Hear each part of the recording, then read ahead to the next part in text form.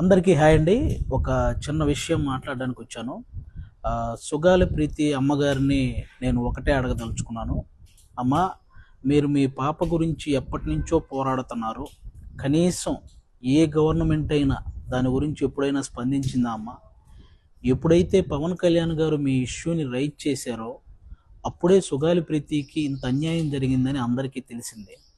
ఎప్పుడైతే పవన్ కళ్యాణ్ గారు ఆ ఇష్యూని రైజ్ చేశారో అప్పుడే ఆ గవర్నమెంట్ స్పందించి మీ ఆయనకు ఒక ఉద్యోగం, మీకు కొంత భూమి ఇవ్వటం జరిగింది. ఆ గవర్నమెంట్ పవన్ కళ్యాణ్ గారు రాకముందే మీకు అవన్నీ చేసుంటే ఆ గవర్నమెంట్కి మీ మీద ప్రేమ ఉన్నట్టు అమ్మ.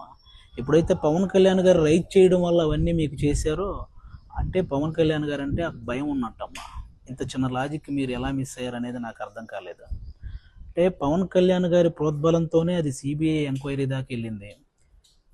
ఛార్జ్ షీట్లో పేర్లు మార్చేసి సిబిఐ వాళ్ళకు కూడా అంతు చిక్కనటువంటి అలాంటి కేసు గురించి ఇంకా పవన్ కళ్యాణ్ గారు ఇంకెంతకాలం పోరాడతారమ్మా? మీరైనా ఆలోచించాలి.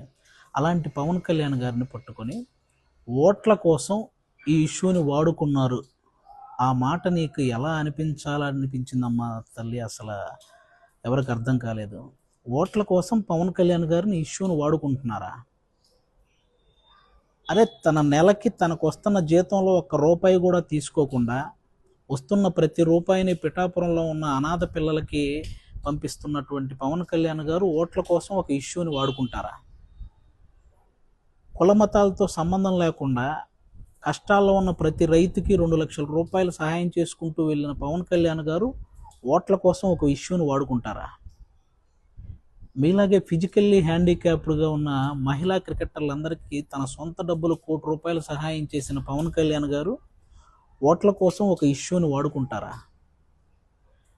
అరే, ఇంకా ఎన్నని చెప్పాలమ్మా? ఒక ముసలావిడ జస్ట్ జనసేన విజయం కోసం కోరుకుంది అని చెప్పి ఆవిడని ఆఫీస్కి పిలిపించి ఆవిడకి చీర పెట్టి డబ్బులు పెట్టి నీకు ఇంకో కొడుకున్నాడమ్మా అని చెప్పిన పవన్ కళ్యాణ్ గారు ఓట్ల కోసం ఒక ఇష్యూని వాడుకుంటారా? అన్నా, మాకు రోడ్లు కావాలి అని చిన్న పిల్లల దగ్గర నుంచి పేద పిల్లల వరకు ఎక్కడ ఏ మారుమూల ప్రాంతాల్లో ఎవరడిగినా సరే వెంటనే స్పందించి అక్కడ రోడ్లు వేయించిన పవన్ కళ్యాణ్ గారు ఓట్ల కోసం ఒక ఇష్యూని వాడుకుంటారా? తిరగడానికి ఫ్యాను, వెలగడానికి బల్బు ఉంటుందని తెలియని మన్యం ప్రాంతంలో ఒక బల్బు, అలాగే వాళ్ళ జీవితాల్లో వెలుగునించి వాళ్ళకి నడవడానికి చెప్పులు, తిరగడానికి రోడ్లు వేయించిన పవన్ కళ్యాణ్ గారు ఒక ఇష్యూని ఓట్ల కోసం వాడుకుంటారా? అమ్మా, ఓట్ల కోసం ఇష్యూని వాడుకునే వాళ్ళు సంపాదించుకుంటారు కానీ ఇలా సహాయం చేయరమ్మా. మీరు ఇది ఒక్కటి గుర్తుపెట్టుకోవాలి. ఆ మాట మీరు ఎందుకు అన్నారో తెలియదు. పాలు పోసిన వ్యక్తినే కాటేసే మనస్తత్వం మీకు ఎలా వచ్చిందనేది నాకు ఇప్పటికీ అర్థం కావట్లేదు. ఒక్కసారి దయించి మీరు పవన్ కళ్యాణ్ గారు కాకుండా ఈ ఇష్యూని మీరు కోరుకున్న విధంగా ఎవరైనా నిజంగా న్యాయం చేయగలిగితే నా జీవితంలో జనసేన గురించి మాట్లాడనమ్మా. మీరు పక్కన వాళ్ళ మాటలు విని పవన్ కళ్యాణ్ గారిని విమర్శించడం ఆపేస్తే బెటర్ అని నా ఫీలింగ్ అమ్మా. అలాగే నెక్స్ట్ ప్రొఫెసర్ నాగేశ్వరరావు గారు, ఏమండి, అమిత్ షా గారితో పవన్ కళ్యాణ్ గారు ఇలా అన్నారు అని మీరు తప్పు మాట్లాడినప్పుడు ఈయన డబ్బులు తీసుకునే ఇలా అన్నాడు అని జన సైనికులు అనడంలో తప్పే ఉందండి? అయినా ఇది రేడియో కాలం కాదండి. మీరు ఏదైనా చెప్తే అది వినుకుంటూ మేమేం మాట్లాడకుండా కొట్టుకుంటూ వెళ్ళడానికి సోషల్ మీడియా కాలం. కంపల్సరీ మీరు విశ్లేషిస్తే దాని మీద విశ్లేషించడానికి అందరూ రెడీగా ఉంటారండి. కాబట్టి ఈ విశ్లేషణ అనేది మీరు కూడా అది తప్పు అవడం వల్లే కదా మీరు మీ మాటలను విత్డ్రా చేసుకున్నారు. మరి తప్పు చేసిన తర్వాత కూడా మళ్ళీ ఇంకా డిబేట్లు, డిస్కషన్లు ఏంటండి? పవన్ కళ్యాణ్ గారి విషయంలో మీరు మాట్లాడింది తప్పు, మ్యాటర్ ఓవర్. మీరు తప్పు చేసినా కూడా ఆయన అంటే నాకు ఇంకా గౌరవం ఉంది అని అన్న పవన్ కళ్యాణ్ గారు గొప్ప వాళ్ళ, తప్పు చేసి కూడా ఇంకా పవన్ కళ్యాణ్ గారి మీద అందరినీ కూర్చోబెట్టి తిట్టిస్తున్న మీరు గొప్ప వాళ్ళ? ఒకసారి ఆలోచించండి. ఎందుకంటే ఆ వ్యక్తిని విమర్శించినప్పుడు లేకపోతే ఆ వ్యక్తి గురించి తప్పుగా మాట్లాడినప్పుడు ఆయన అభిమానించిన వాళ్ళు ఆటోమేటిక్గా రియాక్ట్ అవుతారు. అందరినీ ఆపలేం కదా, అందరూ ఆయనలాగా ఉండరు కదా. కాబట్టి ఇది ఒకసారి మీరు ఆలోచించాలని మనస్ఫూర్తిగా కోరుకుంటున్నాను. ఇంకా అంబటి రాంబాబు గారు, పేరు నాని గారు, ఇంకా కాపు కులానికి సంబంధించిన కొంతమంది వ్యక్తులు మాట్లాడితే పవన్ కళ్యాణ్ గారు కాపు కులాన్ని తాకట్టు పెట్టాడు అంటుంటారు.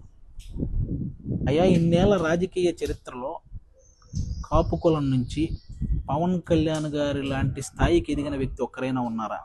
ఈరోజు ఆంధ్రప్రదేశ్ని చంద్రబాబు నాయుడు గారితో పాటు ఈక్వల్గా పరిపాలిస్తున్న పవన్ కళ్యాణ్ గారు అంటే కాపు కులాన్ని తాకట్టు పెట్టినట్ట, కాపు కులాన్ని నిలబెట్టినట్ట? అయినా దేశాన్ని గురించి పాటుపడుతున్న వ్యక్తికి ఒక కులాన్ని అంటగట్టడం ఎంతవరకు కరెక్టు? అసలు కులానికో మతానికో అలా అలా ఆ పిచ్చి ఉన్న వ్యక్తి అతను. అందరినీ సమానంగా చూసే వ్యక్తి, అన్ని కులాలని అన్ని మతాలని తన వెంట నడపాలనే వ్యక్తి. ఆయన సనాతన ధర్మం అనేది హిందూ ధర్మాన్ని ప్రేమిస్తున్నట్టు, ఇతర ధర్మాలని గౌరవిస్తున్నట్టు, అంతేగాని ఓన్లీ హిందువుల్ని వెనకేసుకొస్తున్నట్టు కాదు. ఆయన చుట్టూ ఎంతమంది క్రైస్తవ మతానికి చెందిన వాళ్ళు, ఎంతమంది ముస్లిం మతానికి చెందిన వాళ్ళు ఉంటారో నాకు తెలుసు. వాళ్ళందరికీ ఆయన ఎంత వాల్యూ ఇస్తాడో నాకు తెలుసు. వాళ్ళందరినీ ఎంత ఎంకరేజ్ చేస్తాడో.